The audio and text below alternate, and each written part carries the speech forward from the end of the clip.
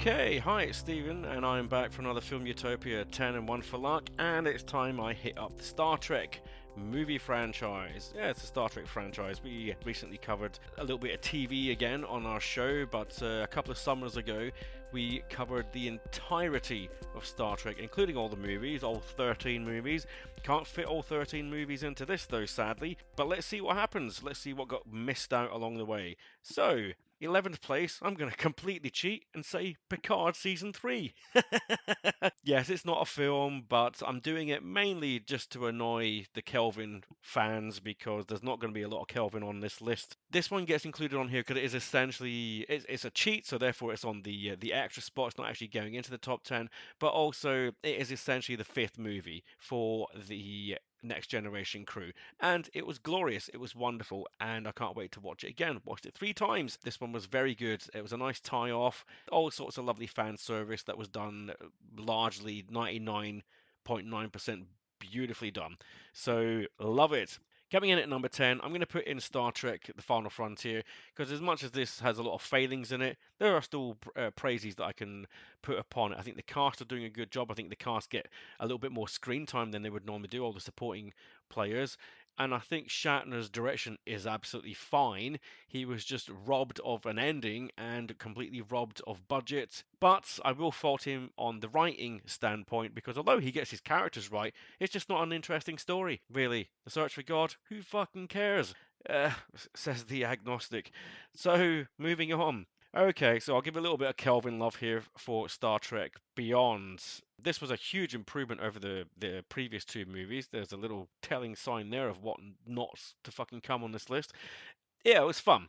It was fun. It was the best out of the three, but it's still just sort of okay. It's passable. It looks good. Some nice action sequences.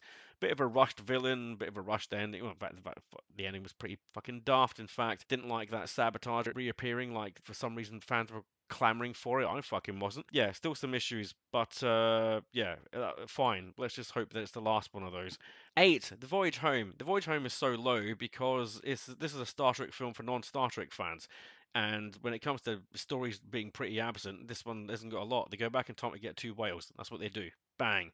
Done. Not a lot, awful lot of drama happens when they're on Earth back in the 80s. When you actually watch the film, you'll see that the tail ends of it, the before they go and when they arrive back, the screen time for that is largely half the movie.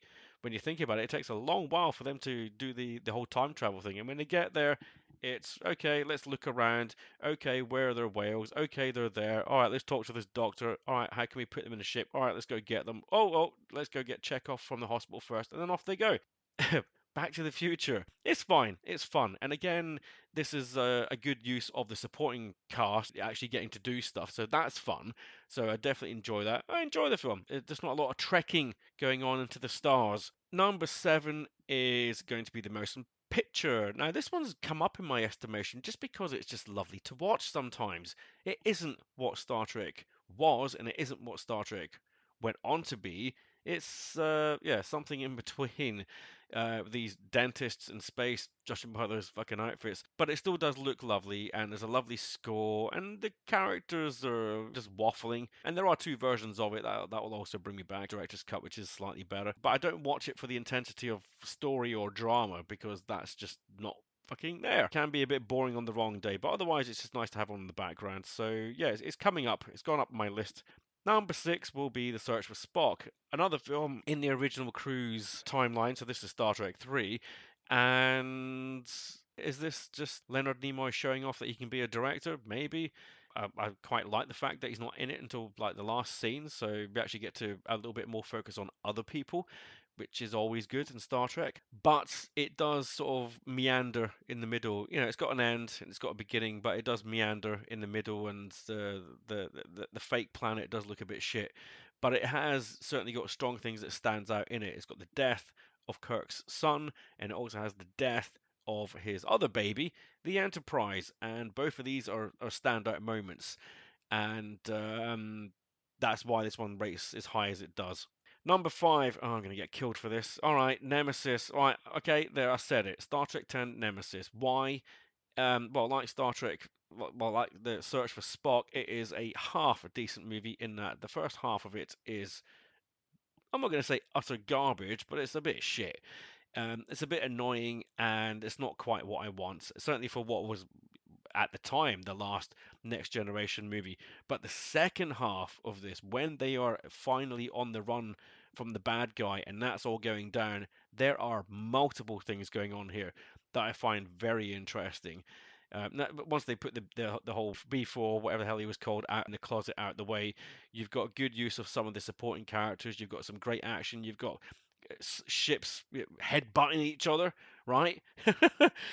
Some good space action, some good choreography there with what's going on. You got Data running into outer space to go from a ship to ship, and then obviously the death of Data at the end of this film. There are loads of things that stand out. Even like Marina Sirtis gets to play the Diana detector to find out where the bad guys are. I found that clever. I found that they were putting in lots of things that made the second half much more exhilarating than the first half. A little bit too much focus on the Data drama earlier on, which we didn't need, and Picard and his villain just not quite fully working. But I am a defender of this film, and that's why it's probably so high up on this list. But it could change down the line, clearly. Now, number four, getting on to the top four, which has largely been solid for me all these years. The rest of all the films below tend to change around from year to year as I rewatch the movies, but this top four has pretty much been intact in the order that it's in. So for me, number four is Generations.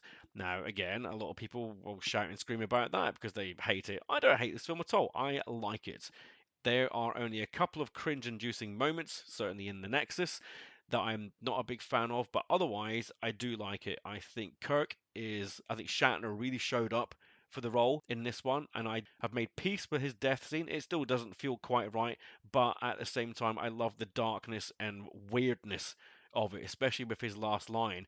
Now, I know Shatner has gone on to say other things about that, about how he said it, and he would like to have said it differently. But I love the look on his face and the way that he delivers that "oh my" last line. I think there's a real darkness there to it. But there you go. And the next gen crew are fine in this. I think Patrick Stewart gets to put on a very good performance. I think Malcolm McDowell it makes a very good villain. It has been thought through. It needed a little bit of an extra polish, maybe, but again, it delivers on big things. It kills off kills off Kirk fucking twice for Christ's sake, and it also kills off the Enterprise D, or so we think. Thank you, Picard season three. There's a lot going for this one, and I think just the transition onto the main screen just wasn't as effortless or seamless as it maybe should have been at the time. There was too much focus on, oh, let's pass the baton, and therefore that means we have to kill people. And I think some things got a little bit jumbled on the way. I think if they were to redo this again, they would smooth it out and make it a little bit better. But I like it, so there we go.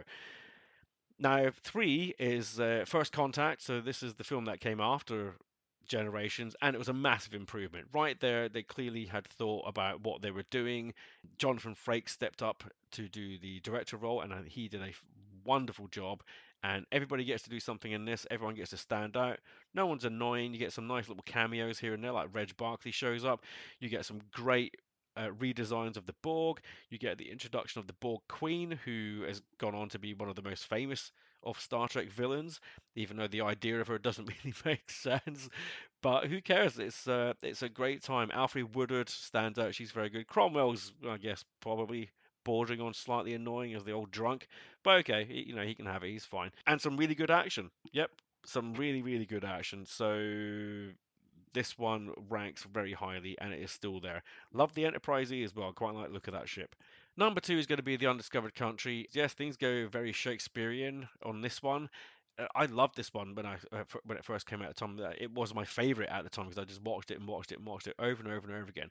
Great effects, that great praxis effect, Klingon blood gooping around in zero gravity atmosphere. David Warner playing a wonderful role. Christopher Plummer chewing the soon, chewing the scenery and stealing every scene that he's in with his endless quoting of Shakespeare.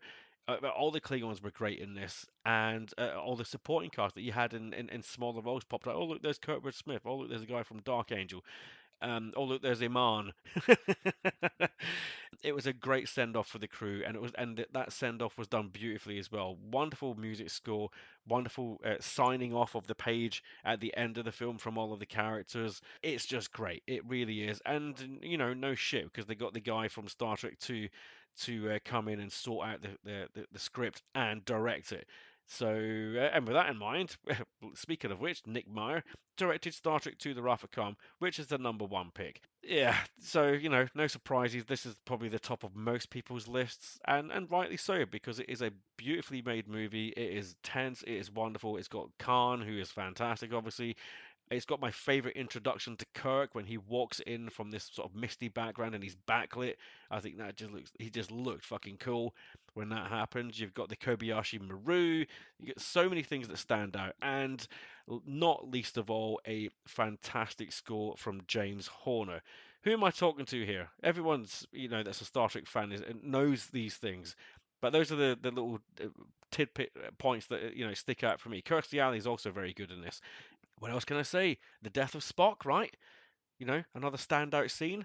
Wonderful performance from both the guys. Shatner, in particular, really showing that he is not a ham. He can really deliver when called upon to do so.